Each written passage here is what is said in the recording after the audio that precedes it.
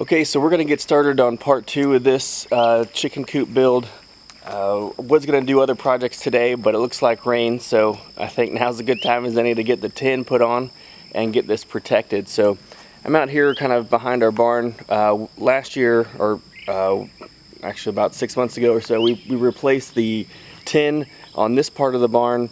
The tin that was the original to when we bought the house, the property, this tin had blown off and there was a big hole in the roof, and so we just picked it off the ground and put it back on top. So it wasn't the best, you know, and it kept kind of dripping into the barn, so it wasn't really the good quality. And then a couple years ago, a hurricane came through and blew it off. So then I just kind of put it back on, and so it's kind of rough, you know. So not good quality enough for a barn that I want to keep completely dry. So over here is where I put the leftover tin after the replacement. So we've got it here. You know, it does pretty good. I think it's going to have a nice you know, vintage feel, I guess you'd say. So it's going to have a few nail holes in it, but I think it's good enough for our chickens. So I'm going to start going through this, and then we'll try to do some planning and figure out how many sheets we'll need and start cutting it. Make sure everything's good before I start making all the cuts. So this first one, trying to get it to overhang these pieces here a little bit. I have 12 feet 2 inches when I measured just roughly on the ground, so these are 12 feet all the way across, so I can overhang an inch. But I also want to be sure I'm square this way so I don't, you know, go kind of down the slope or up the slope with them. So I'm going to kind of clamp them up here and take some measurements and use the square, and then also just kind of stand back and look.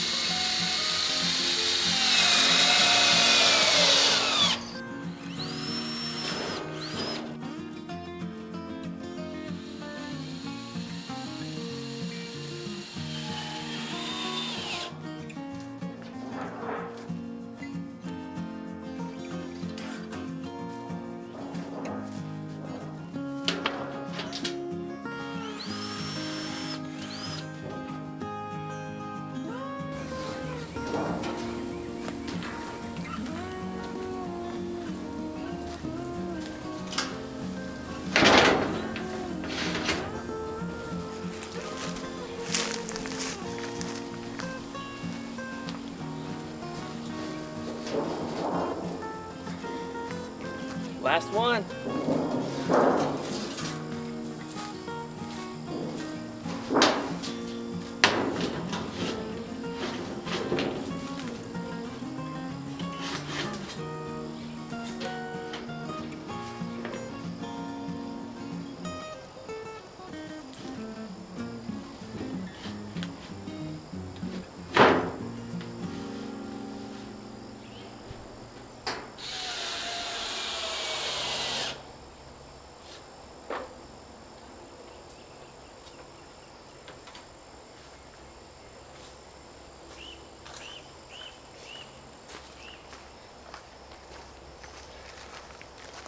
All right, and of course, 2 more screws left to screw in, and I'm out of screws. So I gotta go to the store and get some more.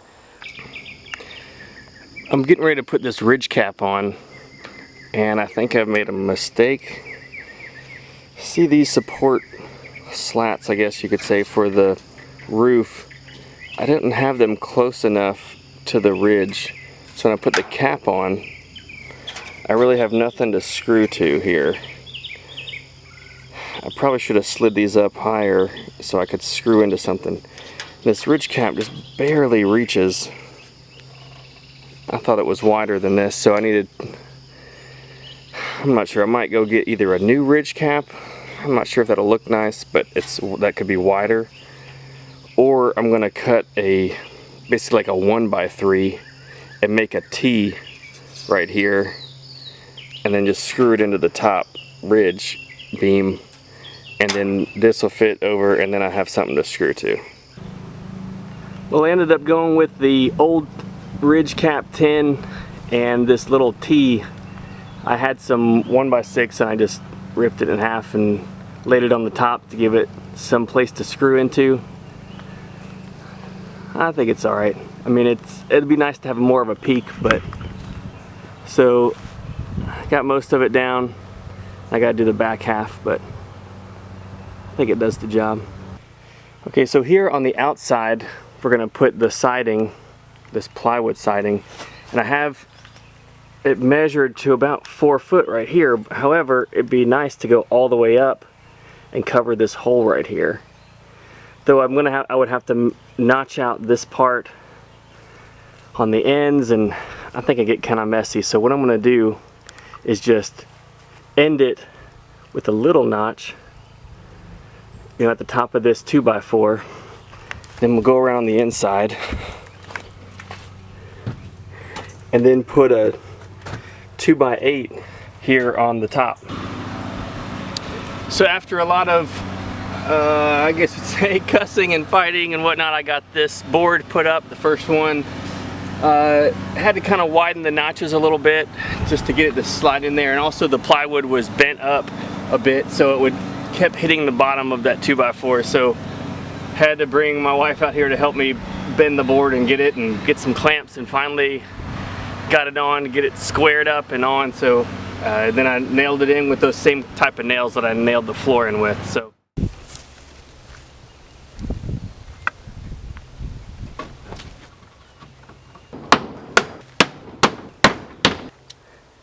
here's just a close-up shot of how the siding kind of ties into the framing here.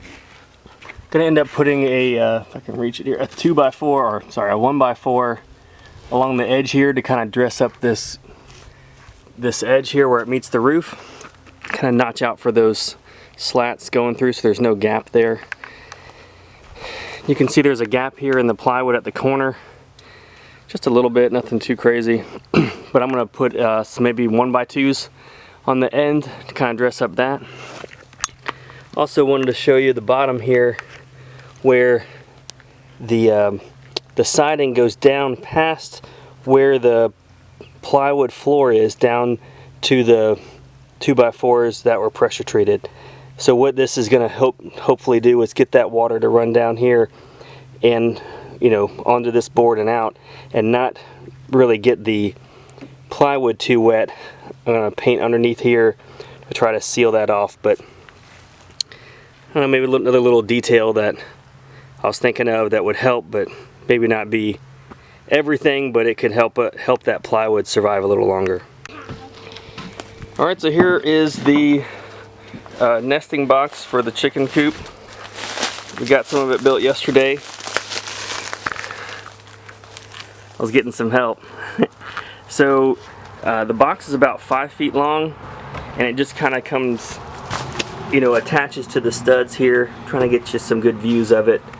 It comes out about 20 inches out the side here, and then the back here is about 12 inches tall. And we have another animal joining us, and then it's about a 20-degree angle up to the top here. I think the top is maybe 16 inches tall. So got this put together. I need to build, or I think next I'm going to put all the sides on, and then I can build the top. So the top is going to be some plywood with some tin on it, and that plywood is going to be flush with this top. So I'm going to put a hinge here that's going to go to the plywood so it bends up. And I haven't really figured out the tin, because if you put the tin too far, when you pick it up it's going to bind on this. So I'm not sure what I'm going to do yet, if I'm going to pull the tin back some or what. So we're going to figure that out. But right now we got the nesting boxes, kind of skeleton of it put together. So I'll kind of zoom out to give you an idea of the scale of things here. So there we go. So it's been a few days. I've been working on it after work every couple of days now. So I've got the egg box roof put on, and kind of, you know, the frame here. So I've got the, you know, the frame built. I think I showed you all that, and I put the sides on, and now I've got the top done. So all this is just some more OSB plywood, and a couple little things I just kind of learned as I went on this one was I measured. I wanted to put this kind of protective edge to it that kind of fits down over top of the sides here, so it just kind of protects it from you know, an animal trying to pry it open. And I think it gives it some strength, you know, it gives it some support. So cut those down. They're just 1 inch. It's like a 1x6 I cut down to 1 inch tall. So, and then it's glued and screwed in place. And then the length of this is I measured, you know, to the outside of the siding on both sides. So you have, you know, right here all the way to the end, and then I added a 1/4 inch total to give it a little bit of a gap so it wouldn't just fit real snug and have a chance of binding. But 1/4 inch is probably a little too tight because it did bind a little bit, and I had to trim it down a bit. So, because a 1/4 inch will give you an 1/8 on both sides. So, so now I'd probably go a little bit more than that next time. So added some, you know, these from the edge for support, added kind of a middle support, and also a place for when I put the tin on top that I can screw down through it, and it would go into this board, hopefully, if I aim it right, and not have screws sticking down, you know, impaling chickens. So added another, just a scrap piece of plywood, actually some of the siding scrap, that kind of gets right on the edge here to add another support for the hinges. So the screws for the hinges are fairly long, and they'll go through the plywood and they'll be sticking out. So I put this here for the screws to bite into something, and also this OSB is not the greatest for a screw to kind of attach to. I think it could work itself out eventually. It's not the best. So had some old hinges I had, so I'm gonna put them on first. Now I'm gonna put the tin on. I'm still kind of figuring this out.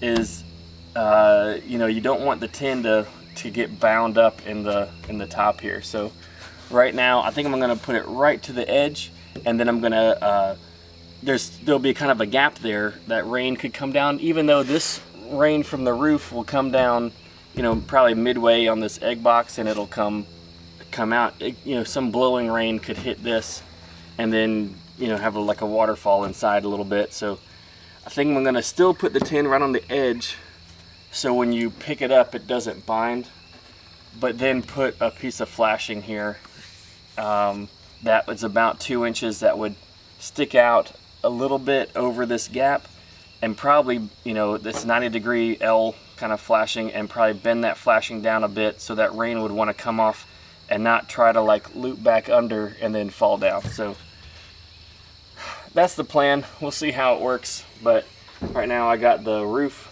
you know, kind of structure put on. Now I got to start cutting some tin, some of that old tin, and putting it on here, and then figuring out a handle and a way to secure it open so when we get our eggs. So anyway, so that's it for the